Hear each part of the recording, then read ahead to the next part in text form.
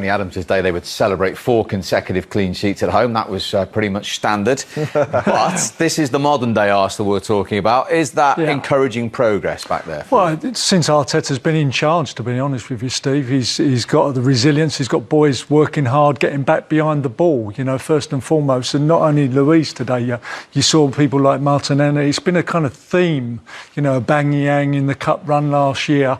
It's a bit going the other way where the issues are for us, but he has got this squad of players defending.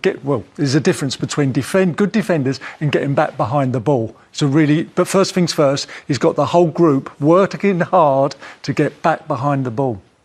But when you look at that man, Edison Cavani, today, should Arsenal have had a clean sheet, Paul? No, he should have scored. It would disappoint, especially the first one. He had 2 really good chances. This is an open goal, basically. I always missed it. I really don't know. It does flash it across quite hard, but I think he'd be disappointed with that.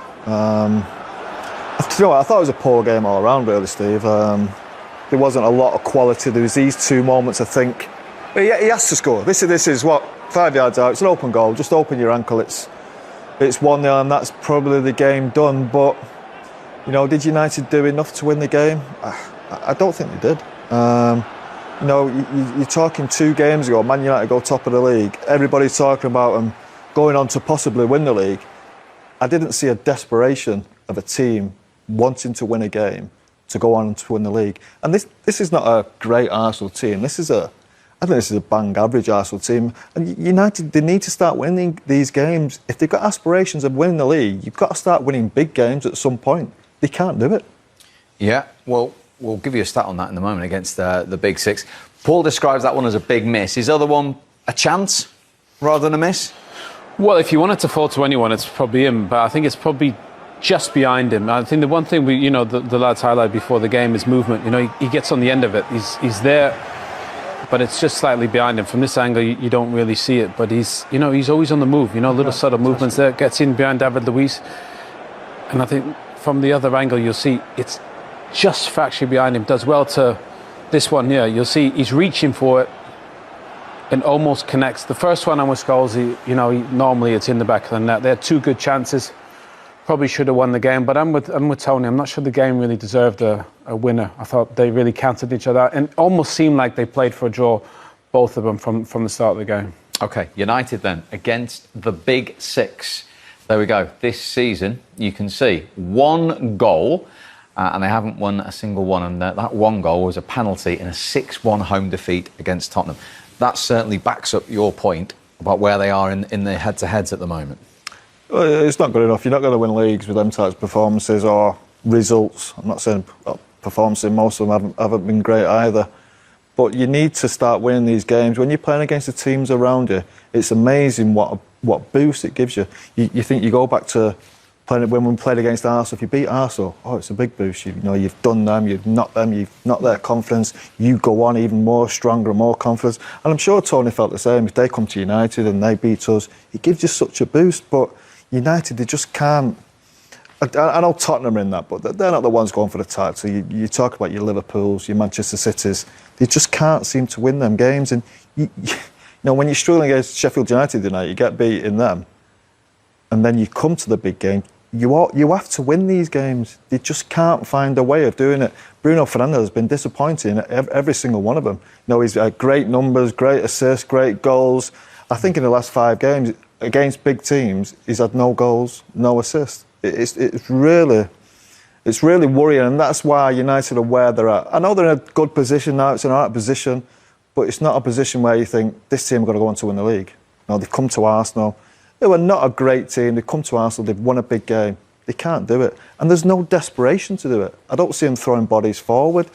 Arsenal really, as going forward, weren't really a threat. I don't think you had to really worry about them without Saka, without Aubameyang. There's no threat there. Smith Rowe, I think, is a really good player, don't get me wrong. He's an exciting player. I think he'd be a great player in time to come.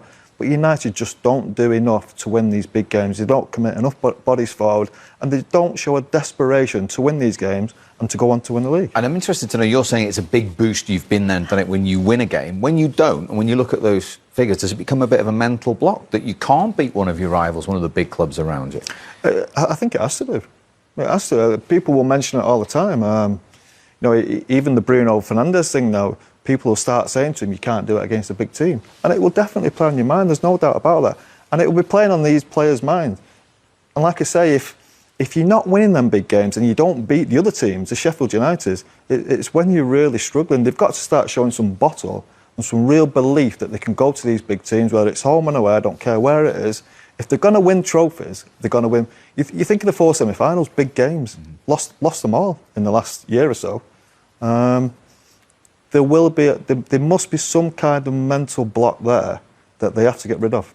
And it does come down to mentality. Your great teams had that in abundance. Absolutely. It's hurting, that is, when he's talking about Arsenal not being a great team. And then Are you going to disagree with him? No, I'm not. And then you're kind of saying you can't beat this team, and I agree with him. United, they were, when we were rivals, they were the benchmark. And like you say, you go to Old Trafford and you beat them at Old Trafford, we win the league. That was the bit. Yeah. Both teams are not in that level. They're not up to that level at the moment. I just thought today, lack of concentration, highlighted that before the game. If they had, taken the chances, United would have won. But there was too many players on the United team and Arsenal team that were non-effective today. They kind of got back behind the ball, done their job defensively, but around the other side, on the offensive, they were non-existent. You've been in that elite environment. You were in that special group in 08. Wes Brown was as well. That's 4 points you've taken off of Manchester United this season. We have to try to improve every single day. I think we have to be humble every day to admit, because you have to improve. I think the boss is doing a great job. I think the young boys, they have progressed a lot. They are fantastic. I think we start to create a real team, real atmosphere. I think that's why we keep going.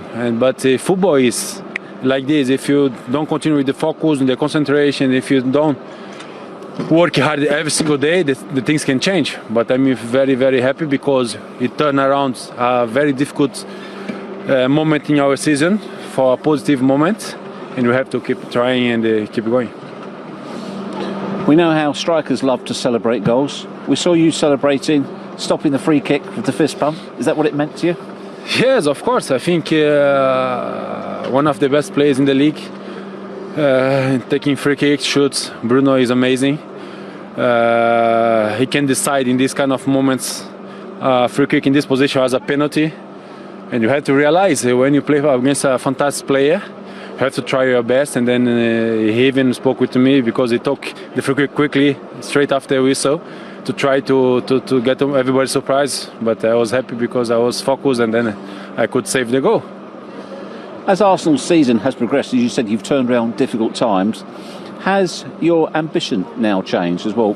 What do you think this side can do now? As I said, I think you have to be humble. Because we are far from the first positions, yes. So you have to think it game by game, improvement, game by game, and try to improve. And then in the end of the season, we're going to see how far you can go. The ambition has to be there. I think you have to be ambitious. Top 6? The ambition is to be there. It's to fighting for the first positions. The ambition has to be there. I never start something in my life without ambition. I think until the moment mathematically it's possible, you have to try. You have to try your best. You have to try winning game by game. So this is what you have to put in our minds every single day. David, thanks for talking to us. My pleasure. Very animated from David Luiz. Now, there's no way